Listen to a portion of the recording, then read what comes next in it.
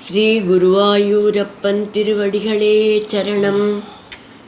இன்னைக்கு இந்த தசகத்தோட 10வது ஸ்லோகத்தை பார்க்கலாம். முதல்ல வார்த்தைகளை பிரித்து சொல்லலாம், பிறகு ஒவ்வொரு வரியும் சேர்த்து சொல்லலாம். வாதாத்மகம் தனுஜமேவ மயி பிரதூன்வன். வாதாத்மகம் தனுஜமேவ மயி பிரதூன்வன். வாதோத்பவான் மம கடான் கிமுனோ துனோஷி. வாதோத்பவான் மம கதான் கிமுனோ துனோஷி. கிம் வா கரோமி புனரப்யநிலாலயேஷ. கிம் வா கரோமி புனரப்யநிலாலயேஷ. நிஸ்ஸேஷரோகசமனம் முகுரர்த்தயே த்வாம். நிஸ்ஸேஷரோகசமனம் முகுரர்த்தயே த்வாம். வாதாத்மகம் தனுஜமேவ மயி பிரதூன்வன். வாதோத்பவான் மம கடான் கிமுனோ துனோஷி. வாதாத்மகம் தனுஜமேவ மயி பிரதூன்வன். வாதோத்பவான் மம கதான் கிமுனோ துனோஷி. கிம் வா கரோமி புனரப்யநிலாலயேஷ.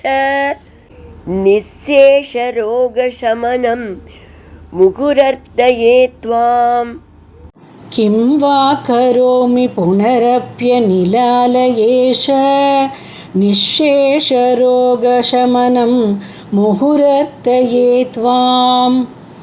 இப்போ நாம் இந்த ஸ்லோகத்தோட வார்த்தைகளை பிரித்து அர்த்தங்களை பார்க்கலாம். ஐ அனில ஆலய ஈச ஓ வாயுபுரீசா. ஏதம் வாதாத்மகம் இவ்வாறாக காற்று வடிவம் கொண்ட தனுஜம் பிரதூன்வன் அசுரனை அழித்துவிட்ட நீ வாத உத்பவான் வாயுவினால் ஏற்பட்ட மமகதான் என்னுடைய நோய்களை கிமு நோ துனோஷி ஏன் அழிக்காதிருக்கிறாய். கிம் வா கரோமி நான் என்னதான் செய்வேன். புனக அப்பி இனிமேலும் நிஸ்ஸேஷ ரோக சமனம் என் எல்லா நோய்களையும் முற்றிலும் தீர்க்கும்படி துவாம் முகுகு அர்த்தையே உன்னையே மீண்டும் வேண்டுகிறேன். இப்போ இந்த ஸ்லோகத்தை முழுவதுமாக பாராயணம் பண்ணி இதோட முழு அர்த்தத்தையும் பார்க்கலாம். வாதாத்மகம் தனுஜமேவ மயி பிரதூன்வன்.